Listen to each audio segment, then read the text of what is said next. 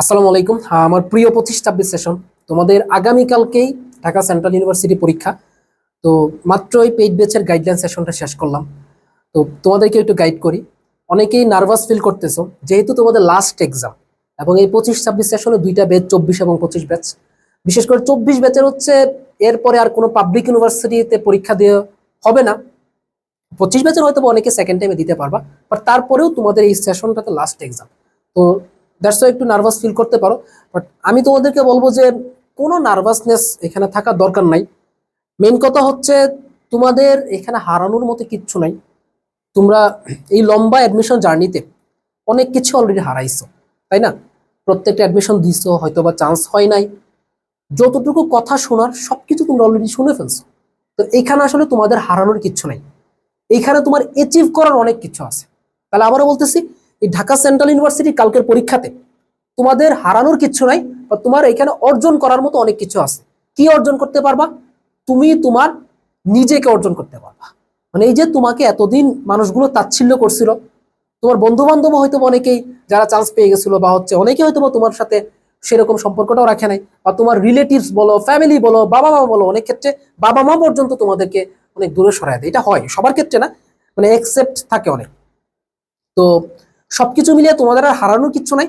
But তুমি কালকের পরীক্ষাটা এমন ভাবে দিবা যে তুমি যাতে তোমার বেস্টটা এখানে অ্যাচিভ করতে পারো। এটা হচ্ছে তোমাদের প্রতি রিকোয়েস্ট থাকবে। নার্ভাস ফিল করার মতো কিচ্ছু নাই।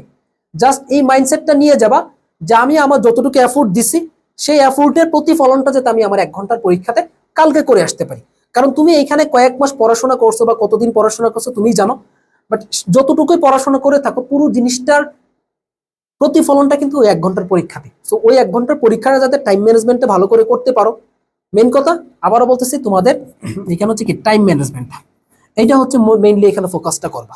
তো টাইম ম্যানেজমেন্ট একটু ভালো করে করবা, ইজি জিনিসগুলো ভালো করে দাগাবা, শুরুতে দাগাবা, যাতে করে ইজি জিনিস বেশি বেশি যদি দাগাইতে পারো শুরুতে, অল্প সময়ে যখন দেখবে যে তুমি বেশি কোশ্চেন দাগাই ফেলছো, তখন আসলে নিজের একটা কনফিডেন্স বুস্ট হবে, এবং এখান থেকে তুমি ভালো করতে পারবা। যেগুলো হচ্ছে ধরো তুমি এখানে হচ্ছে কনফিউজ, সেগুলো হচ্ছে একটু রাউন্ড করে মার্ক করে যাবা। রাউন্ড মার্ক করে গেলে হচ্ছে কি পরবর্তীতে তোমার খুঁজে পাইতে ইজি হবে। যখন প্রথম রাউন্ড তুমি দাগায় ফেলবা ইজি কোয়েশ্চেন গুলো, একটু সময় নিয়ে বা 25-30 মিনিট সময় নিয়ে, যেগুলো 100টার মধ্যে ইজি আছে, এই ইজি হয়তো বা 40-50টা দাগাইলা। দাগানোর পর যেগুলো কনফিউজিং ছিল সেগুলো হচ্ছে তুমি এখানে একটু মার্ক করে গেলা। তো পরবর্তী রাউন্ডে এসে তুমি গোল করা মার্কগুলো যেগুলো আছে সেগুলো তুমি দেখলা, পারলে দাগাবা, না পারলে দাগাবা না। যেগুলো একদম কঠিন পারবা না বলে মনে হয় সেগুলোকে ক্রস সাইন দিবা, যাতে করে পরের বার একবার দেখতে পারো, কিন্তু এটা নিয়ে এত চিন্তা করার দরকার নেই। সো এইভাবে টাইম ম্যানেজমেন্টটা করে তুমি দাগাবা। কতগুলো প্রশ্ন দাগাবা এটার কোনো, এটা প্রশ্নই হইতে পারে না। তুমি তোমার মাথা থেকে যতগুলো উত্তর করতে পারো ততগুলোই দাগাবা। যেহেতু নেগেটিভ মার্ক আছে, আন্দাজে দাগানোর কোনো দরকার নাই। মোটামুটি দেখবা কাট মার্ক তুমি 100-এর মধ্যে যদি এখানে 45-এর আশেপাশে পাও, ইজিলি ইনশাল্লাহ চান্স পেয়ে যাবা। ঠিক আছে, ইজিলি চান্স পেয়ে যাবা। সুতরাং মানে নেগেটিভ খেয়ে চান্সটা মিস করার দরকার নাই। যতটুকু পারো ততটুকু দাগাও, আল্লাহ ভরসা। এমনও স্টুডেন্ট থাকবে 60টা দাগায় চান্স পাইছে, এমনও স্টুডেন্ট থাকবে 80-85টা দাগায়ও চান্স পায় নাই। বিষয়টা কিন্তু এরকমই ঘটবে। তো আগে হচ্ছে ইজি কোয়েশ্চেন গুলো দাগাবা, ইজি সাবজেক্ট গুলো অ্যান্সার করবা, কঠিন গুলোকে একটু পরে দাগাবা, বড় বড় ক্যালকুলেশন গুলো একটু পরে দেখাবা। আর আজকে রাতে বা কালকে সকালে কি পড়বা, যা মন চাই পড়ো, যেটা ভালো লাগে সেটা পড়ো। একটু ফর্মুলা গুলো দেখতে পারো, প্লাস হচ্ছে কোয়েশ্চেন ব্যাংক একটু দেখতে পারো। এই জিনিসগুলো করো ইনশাল্লাহ। আর একটা জিনিস হচ্ছে তোমাদের পরীক্ষার হলে মূলত যেহেতু 11টায় পরীক্ষা, সর্বপ্রথম যে টার্গেটটা থাকবে আজকে থেকে, যে পরীক্ষার হলে যাতে টাইমের মধ্যে ঢুকতে পারো। 11টায় পরীক্ষা, যাতে 10টা 30-এর মধ্যে হচ্ছে তুমি পরীক্ষার সেন্টারের সামনে থাকতে পারো, এটা এনশিওর করবা। যেহেতু মেট্রো রেল কালকে থাকবে না, সুতরাং অনেকেই হচ্ছে মিস করতে পারো, কিন্তু ঢাকায় জ্যামও পড়তে পারে। তো সবকিছু মিলে টাইমের মধ্যে পৌঁছায় যাবা, আর পরীক্ষার হলে কনফিডেন্টলি ঢুকবা। সেই শুরুর কথাটা আবারও বলতেছি, তোমাদের হারানোর কিচ্ছু নাই।